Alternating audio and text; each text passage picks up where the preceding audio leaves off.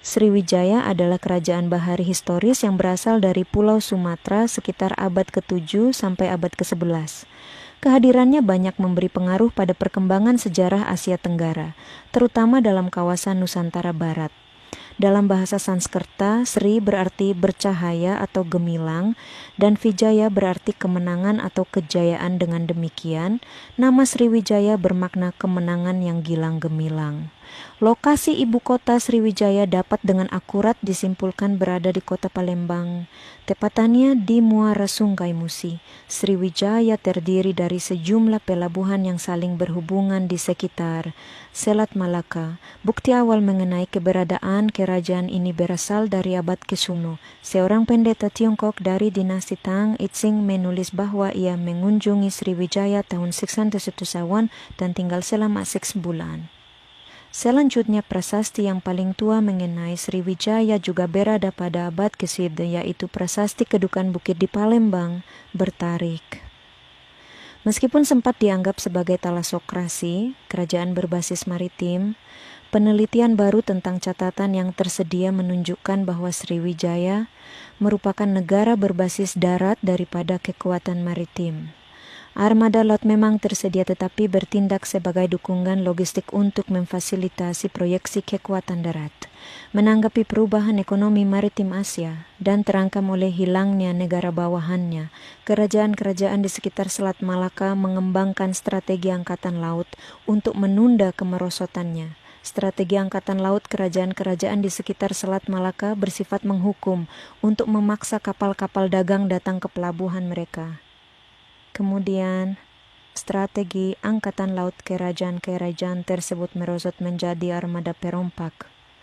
Pengaruh Sriwijaya terhadap daerah bawahannya mulai menyusut akibat beberapa peperangan.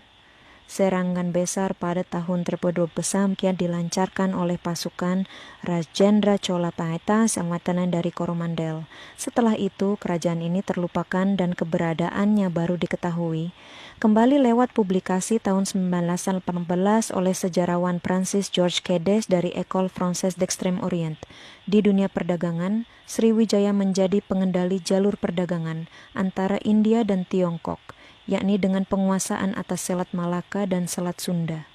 Orang Arab mencatat bahwa Sriwijaya memiliki aneka komoditas seperti kapur barus, kayu gaharu, cengkih, pala, kepulaga, gading, emas, dan timah yang membuat Raja Sriwijaya sekaya raja-raja di India.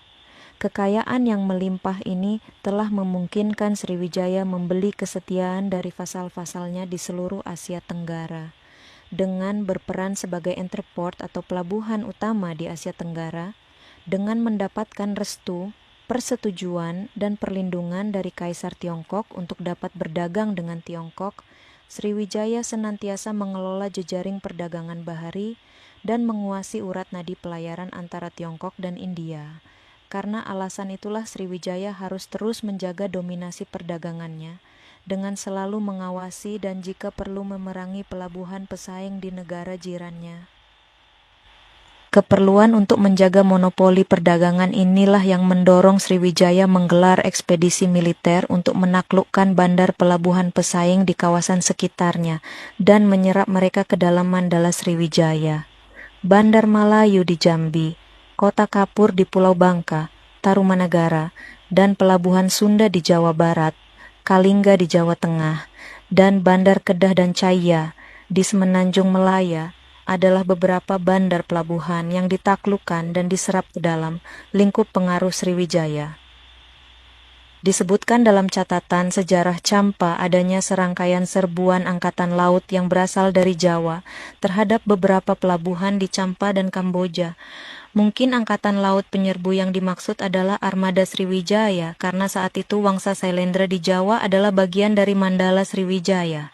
Hal ini merupakan upaya Sriwijaya untuk menjamin monopoli perdagangan laut di Asia Tenggara dengan menggempur bandar pelabuhan pesaingnya. Sriwijaya juga pernah berjaya dalam hal perdagangan sedari tahun 670 hingga 1225 m. Selain menjalin hubungan dagang dengan India dan Tiongkok, Sriwijaya juga menjalin perdagangan dengan tanah Arab. Kemungkinan utusan Maharaja Sri Indrawarman yang mengantarkan surat kepada Khalifah Umar bin Abdul Aziz dari Bani Umayyah tahun 718 kembali ke Sriwijaya dengan membawa hadiah Zanji, budak wanita berkulit hitam, dan kemudian dari kronik Tiongkok disebutkan Shihli Foshi dengan rajanya Shihli Topamu Sri Indrawarman pada tahun 1924 mengirimkan hadiah untuk Kaisar Tiongkok berupa Tsengchi, bermaksud sama dengan Zanji dalam bahasa Arab. Pada paruh pertama abad ke-10, di antara kejatuhan dinasti Tang dan naiknya dinasti Song, perdagangan dengan luar negeri cukup marak, terutama Fujian, Kerajaan Min dan Kerajaan Nanhan, dengan negeri Kayania Guangdong. Tak diragukan lagi Sriwijaya mendapatkan keuntungan dari perdagangan ini. Sebelumnya diasumsikan bahwa Sriwijaya merupakan kekuatan maritim yang tidak lepas hubungannya dengan etnisitas dan kebudayaan masyarakat di Selat Malaka. Asumsi yang terjadi adalah bahwa terbentuknya negara dengan sukses dan hegemoni di selat berhubungan langsung dengan kemampuan dalam keikutsertaan kegiatan maritim internasional, yang berarti negara ini berkembang dan mempertahankan lingkaran kekuasaannya dengan angkatan laut. Akan tetapi, survei dari informasi yang ada menunjukkan bahwa asumsi seperti itu tidak tepat. Data tentang aktivitas maritim sangat sedikit dan penyebutan angkatan laut hanya terjadi dalam sumber yang tidak lengkap. Bahkan aspek material Angkatan Laut Asia Tenggara tidak diketahui hingga abad ke-15. Perhatian ilmiah umumnya berfokus pada teknik pembuatan kapal. Dalam prasasti Kedukan Bukit 683M, mencatat bahwa hanya 312 orang yang menggunakan perahu dari total kekuatan 20.000 orang, yang juga termasuk di dalamnya 1.212 orang tentara darat. Banyaknya jumlah tentara darat menunjukkan bahwa Angkatan Laut Sriwijaya hanya berperan sebagai penyedia kecil dukungan logistik. Pada abad ke-8, kemampuan Angkatan Laut Sriwijaya berkembang mengimbangi proporsi kekuatan angkatan daratnya, meskipun hanya berperan sebagai pendukung logistik. Selain itu, tidak adanya istilah yang menunjukkan kapal laut untuk keperluan umum dan militer menunjukkan bahwa Angkatan Laut bukanlah aspek permanen negara di Selat Malaka. Bahkan ketika kekuatan tetangga di maritim Asia, terutama Jawa selama abad ke-10 hingga 14, dan Chola India pada abad ke-11, mulai mengembangkan angkatan lautnya, kekuatan laut Sriwijaya relatif lemah. Sebagai contoh kasus, Songxi dan Wenxian Tongkau mencatat bahwa antara tahun 1990 dan 1991, seorang utusan Sriwijaya tidak dapat kembali dari Cina Selatan ke Palembang karena konflik militer yang sedang berlangsung antara Jawa dan Sriwijaya. Namun orang Jawa, orang Arab dari Timur Tengah, dan orang Asia Selatan mampu mempertahankan pertukaran diplomatik dan ekonomi dengan Cina selama waktu ini. Jelas, Angkatan Laut Jawa cukup kuat untuk benar-benar mengganggu komunikasi Sriwijaya dengan Cina. Terlepas dari konfrontasi Angkatan Laut antara Jawa dan Sriwijaya, komunikasi antara negara-negara pesisir Samudra Hindia dan Cina terus berlanjut selama waktu ini, menunjukkan bahwa konflik tidak selalu terjadi di laut lepas, tetapi lebih cenderung terbatas pada muara dan sungai di sekitar ibu kota Sriwijaya di Palembang, muara Sungai Musi dan Selat Bangka. Tanggapan Sriwijaya terhadap agresi Jawa tampaknya bersifat defensif. Dalam catatannya tentang Sanfoki, Zaurugua mencatat dalam Zufanzi, sekitar tahun 12125. Di masa lalu, negara ini menggunakan rantai besi sebagai penghalang untuk bersiap menghadapi pihak perampok lainnya. Tiba dengan kapal, ada peluang untuk melepaskannya, yaitu menarik dengan tangan. Jika kapal dagang tiba, rantai itu harus dilepaskan. Ketidakmampuan negeri-negeri Selat Malaka untuk menanggapi ancaman maritim menjadi sangat jelas di awal abad ke-11. Antara 1717 dan 1025, Chola menyerbu pelabuhan-pelabuhan utama Melayu di Selat dan Teluk Siam, termasuk Kedah, Melayu, Jambi, Lambri, Sriwijaya, dan Langkasuka, menjarah perbendaharaan Kedah dan menangkap penguasa Sriwijaya, merupakan indikasi lebih lanjut dari ketidakmampuan negeri-negeri Selat Malaka untuk mempertahankan diri dari serangan angkatan laut.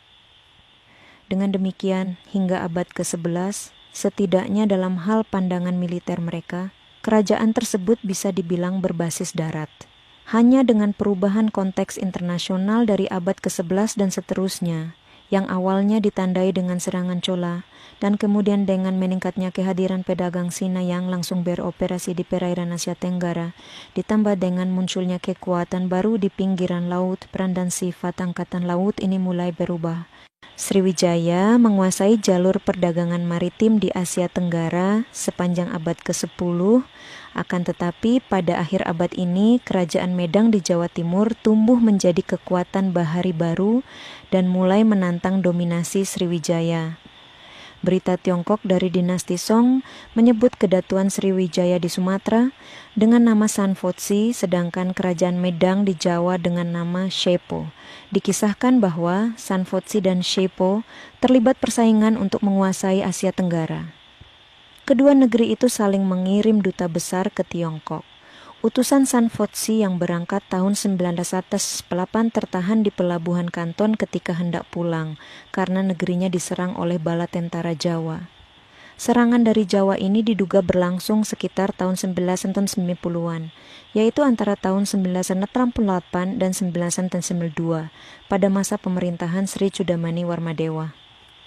Pada musim semi tahun 1992, Duta Sriwijaya tersebut mencoba pulang namun kembali tertahan di Champa karena negerinya belum aman. Ia meminta Kaisar Song agar memberi perlindungan kepada Sanfotsi. Utusan Jawa juga tiba di tahun 1992. Ia dikirim oleh rajanya yang naik takhta tahun 1991. Raja baru Jawa tersebut adalah Dharmawangsa Teguh. Kerajaan Medang berhasil merebut Palembang pada tahun 1992 untuk sementara waktu, namun kemudian pasukan Medang berhasil dipukul mundur oleh pasukan Sriwijaya. Prasasti pengaruh Hindu-Buddha Batu Prasasti Hujung Langit tahun 1997 kembali menyebutkan adanya serangan Jawa terhadap Sumatera. Rangkaian serangan dari Jawa ini pada akhirnya gagal karena Jawa tidak berhasil membangun pijakan di Sumatera. Menguasai ibu kota di Palembang tidak cukup karena pada hakikatnya kekuasaan dan kekuatan Mandala Sriwijaya tersebar di beberapa bandar pelabuhan di kawasan Selat Malaka.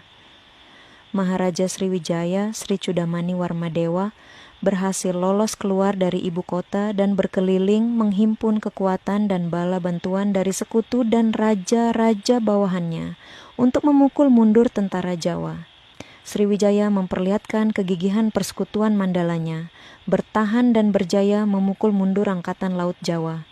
Sri Chudamani Warmadewa kembali memperlihatkan kecakapan diplomasinya, memenangi dukungan Tiongkok dengan cara merebut hati kaisarnya.